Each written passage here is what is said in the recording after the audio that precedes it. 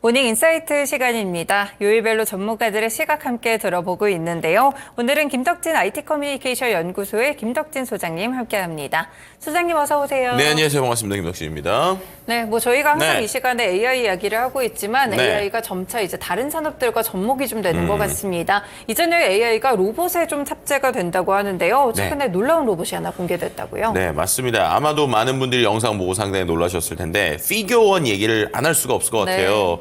왜냐하면 이제 두 가지의 사람들이 상당히 놀랬죠. 일단은 팔의 움직임이 상당히 자연스럽다. 그러니까 액추에이터라고 하는 녀석이 우리가 생각한 것보다 상당히 부드럽게 움직이네라는 것에 놀랐고 네. 두 번째는 대화도 이제 자연스럽게 했다라는 거죠. 그래서 많은 분들이 보셨겠지만 일단 사람이 책상에 먹을 거를 달라고 그랬더니 그 다양한 것 중에 딱 사과를 골라서 주기도 하고 네. 왜 이걸 줬는지 물어봤더니 그런데 그거를 그냥 물어본 게 아니라 청소하면서 한번 너가 왜 이거 나한테 줬는지 물어봤죠. 그랬더니 싱크대에 치우면서 이제 거기에 있는 탁자에 먹을 만한 게 사과밖에 없었다. 그래서 사과를 줬다라거나 또 그 다음에 어떤 일을 해야 될 것 같니? 그랬더니 거기에 있어서 나는 지금 치운 것들을 아마 이제 접시를 건조기에 넣어야 될 것 같다. 이런 식으로 얘기를 하게 되는 것이죠. 그러니까 이제 사람들이 놀랄 수밖에 없는 이유가 지금도 나오는 것처럼 팔의 움직임도 상당히 자연스럽지만 대화를 이제 상당히 잘한다라는 게 놀라웠어요. 왜냐하면 지금까지 있었던 휴머노이드 로봇은 테슬라의 옵티머스처럼 사람의 신체적인 작업을 하는데 주안점을 뒀죠. 근데 피겨원은 어떻게 보면 휴머노이드에다가 언어 능력을 더하다 보니까 이 부분에 있어 어떻게 이렇게 말을 잘할 수 있는 거냐라는 것들 때문에 이제 사람들이 상당히 놀랐고, 야 이거 이제 뭔가 이렇게 팔도 잘 움직이는 상태에서 말까지 이렇게 잘한다면 거의 그야말로 이제 좀 신세계를 맞는 것 아니냐, 뭔가 논리적으로 이야기할 수 있는 어떤 로봇이 나오는 것이 아니냐라고 하는 생각들을 우리가 다 하게 되는 것이죠. 네, 그러면 어떻게 이 피겨원 같은 로봇들이 이렇게 사람과 자연스럽게 대화도 하고 생각도 하고 일도 할 수가 있을 걸까요? 일단은 제가 회사 이름이 IT 커뮤니케이션 연구소잖아요. 네. 근데 실은 제가 챗GPT를 보고 작년에 회사 이름을 바꿨거든요. 왜냐하면 이제 진짜 사람과 컴퓨터가 인간의 언어로 소통한다라는 것에서 이제 생성형 AI를 보고 놀랐는데 네. 이제 그 생각했었던 부분에 이제 끝이라고 해야 될지 아니면 진짜 이제 시작이라고 해야 될지 모르겠는데 그게 이제 제대로 온 것 같아요. 그러니까 생성형 AI와 이 로봇이 조합이 됐을 때 어떻게 되는가를 우리에게 잘 보여주는 사례다라고 말씀드릴 수 있을 것 같은데요. 이 오픈 AI죠. 우리가 말하는 챗GPT면 오픈 AI랑 이 피겨원이 딱 협업한 2주 만에 이제 나온 결과라는 게 상당히 놀라웠던 것입니다. 네. 근데 이게 실제 그럼 일단 두 가지를 좀 생각해 봐야 되는데, 일단 이 피겨원이라는 회사가 어떤 회사냐라는 거랑 왜 이런 맥락이 필요한가에 대한 이야기를 좀 해봐야 될 것 같아요. 첫 번째로 이 피겨원이라는 회사, 그러니까 피겨원을 만든 피규어 AI라는 회사가 어떤 회사냐면 이제 보스턴 다이나믹스 있지 않습니까? 원래 이제 현대차에도 인수했던 보스턴 다이나믹스 출신 엔지니어, 이 엔지니어랑 그리고 테슬라에 있었던 사람들이 나와서 만든 회사가 이 피규어 AI라는 회사예요. 그래서 2022년에 설립이 됐고, 이번에 보여드리는 피규어 1이 키 170cm, 무게 60kg 이렇게 딱 휴머노이드, 인간의 모양하고 똑같단 말이에요. 근데 그 상황에서 이제 움직이고 챗봇도 되다 보니까 마이크로소프트든 오픈 AI든 다양한 회사들한테 지금 투자를 받고 있는 상황인데요. 그럼 이런 게 왜 필요하냐라고 할 때 우리나라랑 좀 다르게 미국은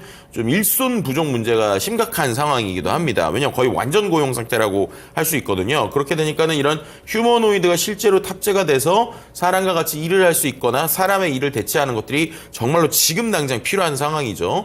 그런데 이게 이제 대화를 잘 해야 되는데 대화를 잘 못하고 있었잖아요. 근데 이 부분에 있어서 생성형 AI, 그러니까 챗GPT라는 녀석이 이제는 컴퓨터까지 이렇게 연결이 돼서 자연스럽게 대화를 할 수 있게 도와주는구나. 그리고 이게 저 놀라운 거는 몇 달, 몇 년의 연구의 협업이 아니라 딱 오픈 AI랑 이 피겨라는 피겨 AI가 협업한 2주 만에 이러한 프로그래밍을 해서 나왔던 영상이다라고 하는 게 이제 상당히 놀라움을 줬던 거죠. 네, 그렇군요. 그러면 실제로 챗GPT가 어떤 식으로 프로그래밍을 해가지고 이러한 것들을 끌어낼 수 있는지 이를 좀 유추해 볼 수 있을 만한 건 없을까요? 네, 실제로 이게 작년에 있었던 이 연구인데요. 전 그걸 보고 이거 놀랍다. 근데 이게 어떻게 적용될까라고 했었던 게 바로 마이크로소프트가 이 GPT-4가 거의 처음 나왔을 때 GPT-4를 갖고 뭘 할 수 있을까 테스트했던 것 중에 드론을 GPT로 움직이는 이러한 연구를 했었어요.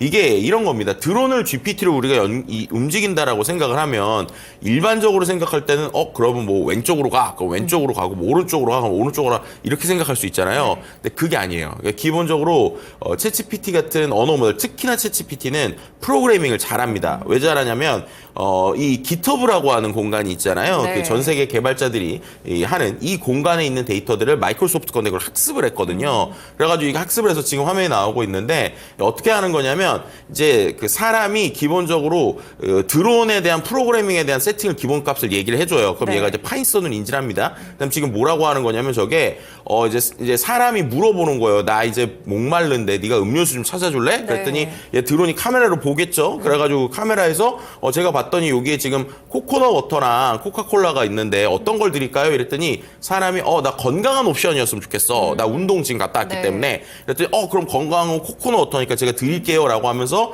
지금 보시면 실제로 드론이 날아가고 있죠. 근데 저 드론이 날아가기 위해서 프로그래밍 코드를 이제 자기가 직접 짠 거예요. 앞서 화면 나온 것처럼 파이썬을 직접 짜고 그걸 설명을 해주고 그 다음에 보시는 것처럼 코코넛 워터 앞에 쓰는 겁니다.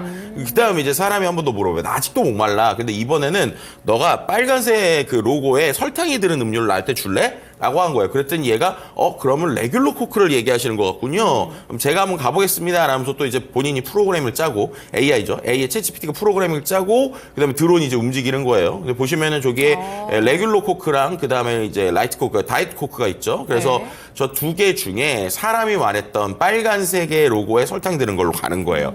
그 다음에 또 어떻게 시키냐면 사람이 너 반짝거리는 거 활용해서 셀카 찍어봐 이렇게 얘기를 했어요. 그래서 그러면은 제가 거울이라는 걸 한번 써볼게요. 라고 하면서 그 거울이 주변에 있는지를 보고 얘가 어떻게 하는 거예요? 거울로 날아가는 파이썬 코드를 스스로 짠 다음에 그거를 갖고 저는 이렇게 하겠습니다라고 사람한테 설명하고 그다음 어떻게 되는 거예요? 저기 보시는 것처럼 저렇게 셀카를 찍는 겁니다. 네, 저런 형태의 움직임이라는 거예요. 그러니까는 우리가 이제 여기서 중요한 포인트는 로봇을 생각을 해보면 로봇이 왜 지금까지 우리가 원하는 대로 못 움직였을까라는 겁니다. 그러니까 말도 말인데 저렇게 부드럽게 어떻게 움직일 수 있을까라는 포인트가 되게 중요해요. 왜냐하면 로봇이라는 것도 결국에는 사람이 프로그래밍을 해야 되잖아요. 맞죠. 그런데 사람이 만약에 조정을 한다고 치거나 프로그래밍을 한다고 치면 만약에 왼쪽으로 움직여라 그러면 왼쪽으로 움직이는 프로그래밍을 해야겠죠. 오른쪽으로 움직여라 그러면 오른쪽으로 움직이는 프로그래밍을 해야겠죠. 근데 아까 피겨원이 놀라웠던 건 뭐냐면 이 주변에 있는 것 중에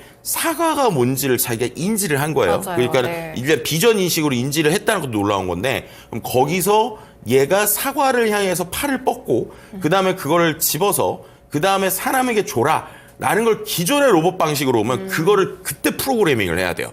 그죠? 근데 얘가 지금 뭘 할지 모르잖아요. 그럼 그런 상황에서 모든 거 하나하나를 다 프로그래밍으로 대응할 수가 없단 말이에요. 그리고 대응을 하더라도 저렇게 갖다 줘라라는 게 프로그래밍이 아니라 예를 들면은 로봇한테 너는 네 앞에 있는 것 중에 집은 거를 예를 들면 각도를 45도로 움직여서 그래서 사람에게 팔로 갖다 줘라라고 했어야 되는 건데 얘는 지금 드론 아까 보신 것처럼 그냥 얘기를 했더니 그 얘기를 인지해서 그렇다면은 여기에 있는 것 중에 자 뭔지를 고르자라는 거를 스스로 코드를 짜서 그다음에 그걸로 인지를 하고 그다음에 저기서 잡아서 움직여서 사람에게 준다라고 하는 것도 그 자연 그러니까 사람이 이야기한 이야기를 자기가 논리적으로 계산을 한 다음에 그 사람의 언어를 프로그래밍을 해서 그때 이것을 딱 잡았다라는 게 이제 상당히 놀라운 거죠. 그래서 실제로 지금 영상이 좀 빠른 배속으로 나오고 있는데 실제 저 영상을 보시면 사람이 대화하고 약간의 몇 초간의 맥락을 이해하는 시간이 걸려요. 근데 그 시간이 앞서서 보여드린 드론이 프로그래밍을 하듯이 이 로봇이 실제로 대화를 알아듣고 거기에서 프로그래밍을 하고 잡고 움직인다라는 게 이제 상당히 놀라운 거고요. 실제로 이제 지난 7월에 구글에서 또 AI 로봇 RT2라는 거를 이제 발표를 했었어요. 근데 그때 이제 또 놀라웠던 것 중에 하나가 로봇 팔이었거든요. 그래서 로봇 자체가 놀랍다기보다는 이 로봇 팔과 로봇이 어떤 움직임을 했는지가 되게 중요합니다.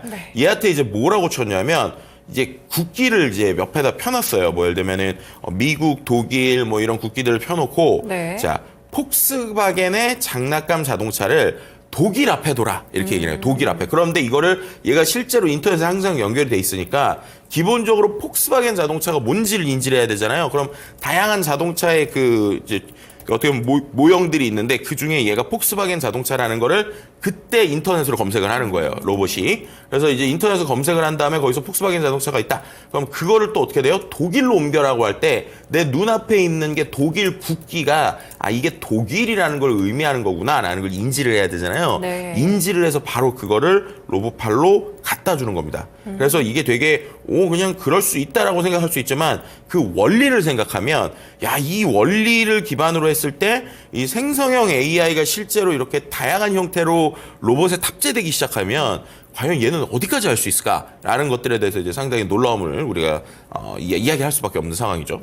네, 이제는 로봇이 스스로 좀 프로그래밍을 해서 그 코드를 그대로 이제 스스로 제작을 해서 행동을 할 수 있다는 점이 상당히 놀랍다라고 볼 수가 있을 것 같은데요. 물론 이제 대화도 굉장히 놀랍지만 사람처럼 팔을 이렇게 자연스럽게 구사하는 것도 굉장히 좀 신기한 것 같아요. 실제로 빅테크 기업들이 굉장히 다양한 휴머노이드 로봇 기술들을 좀 선보이고 있다고요. 네, 그 부분에 있어서도 결국 인공지능이 어떻게 학습을 하느냐에 대해서 이것도 이제 발상의 전환인 거죠. 왜냐면 말씀드렸던 것처럼 기본적으로 로봇이 지금까지는 다 프로그래밍을 해야 되다 보니까 예를 들면은 물건을 집어서 팔로 움직이고 이거 하나 만들고 학습하는데도 꽤 오랜 시간이 걸린단 말이에요.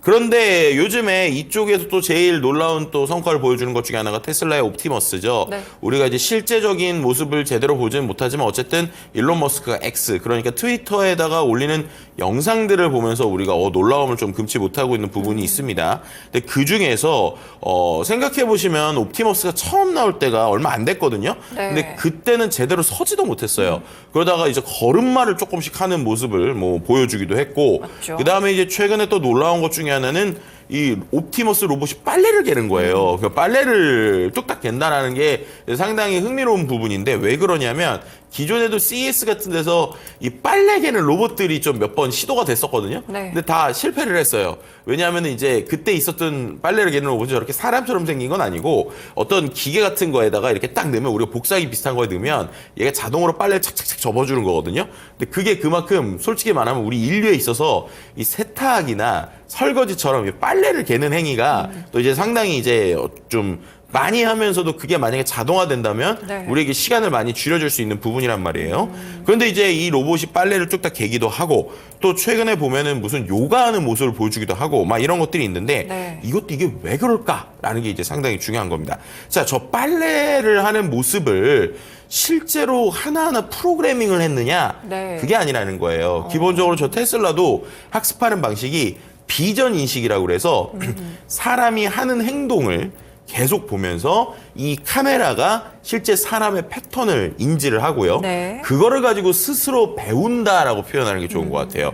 그래가지고 실제로 이제 저걸 하기 위해서 두세 가지 정도의 방법이 있는데 얘가 직접 카메라로 보는 방식도 있지만 그 능력보다는 사람이 움직임에 대한 모션 데이터를 얘한테 계속 주는 거예요. 그럼 그 모션 데이터를 기반으로 해서 얘가 움직임을 학습을 하고 인지를 하기 시작하는 거죠. 그럼 이제 저기에서 이제 조금 더 진행이 되면 조금 이제 기존에 있었던 모습과 조금 더 응용하는 형태의 모습까지 될 수 있다라고 하는 것들이 이제 놀라운 거고요. 그다음 제일 포인트는 모르겠습니다. 이거는 일론 머스크가 항상 장담하는 거라서 일단 얘기를 하면 저런 로봇들을 한 2,600만 원 이하로 만들겠다. 네. 이게 이제 포인트죠. 그리고 2025년 안에 전 로봇이 2,000만 원대에 나온다라고 하면 저게 조금 느리든 아니면은 저게 조금 부족하든 냉정하게 말하면은 이제 인간의 1년 연봉보다 안 되는 거잖아요.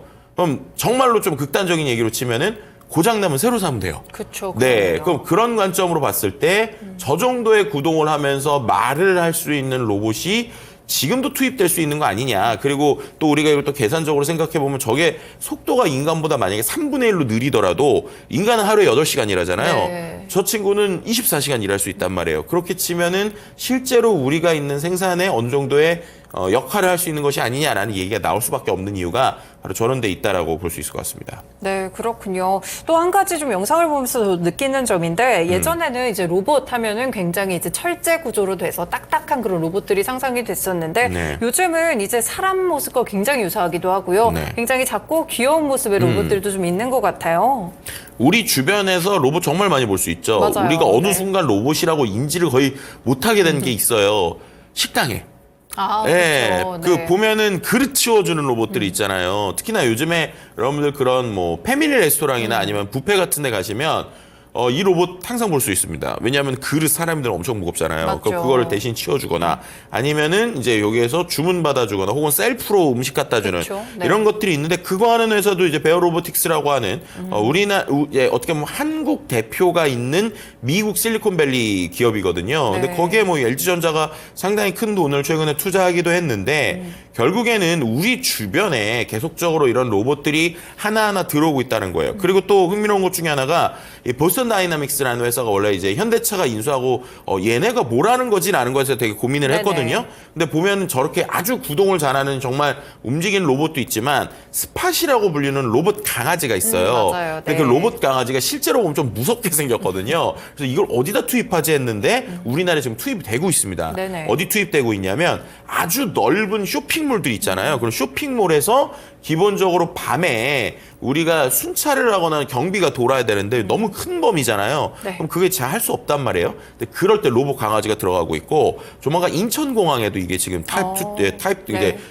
투입된다고 제가 들었어요. 그래서 그런 밤에 근데 이게 또 낮에 보면 사람 무서울 수 있으니까 그렇게 들어가고 있고요. 또 그 외에 최근에 또 노인과 대화하는 효도 로봇 같은 것들도 있습니다. 네네. 인형 형태로 생겨가지고요. 이제 어떻게 보면은 치매를 예방하거나 외로움이 있는 분들한테 이 로봇이 도움을 주면서 다양한 대화를 하니까 어떻게 보면은 어르신들이 약간의 벗처럼 저 인형을 느끼는 저런 것처럼 감정의 교류까지도 함께 할 수 있는 것이 로봇의 진화다라고 말씀드릴 수 있을 것 같습니다. 네, 이렇게 여러 분야에서 좀 로봇들의 장점들을 저희가 들여다봤는데 사실 장점도 클 수가 있지만 몇 가지 뭐 부작용이라든지 단점들도 좀 나올 것 같거든요. 네, 맞습니다. 실제로 최근에 이슈가 되는 게 사우디아라비아의 인공지능 휴머노이드가 행사장에서 여성 기자의 신체를 갑자기 만진 아이고, 거예요. 네. 실제로 이제 영상에서 나오기도 했는데 이제 계속 이제 여성 앵커가 저 로봇이 저 지금 가운데 보이는 게 이게 저기 이제 로봇입니다. 로봇. 그렇군요. 네, 로봇 네. 사람 형태의 로봇인데 저 로봇에 지금 마이크를 대고 있잖아요. 그리고 나서 앞에서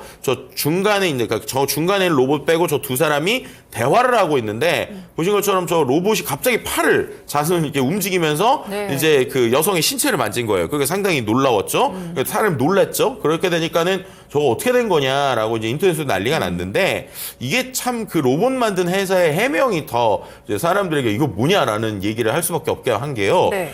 이 로봇에 대해서 확인했더니 예상을 벗어나는 행동은 없었다라고 얘기를 한 거예요. 그러니까 저게 뭐냐면 네. 실제로 저 로봇 자체 AI가 자기에 있는 상황을 파악해서 어느 정도의 자율성 있는 움직임을 줬고 그 움직임 안에서 쟤는 이제 저 로봇이 스스로 움직인 거기 때문에 네. 우리가 프로그래밍한 것도 아니고 고친 것도 아니고 이 부분에 있어가지고 어느 정도의 통제 없이 작동한 것이다.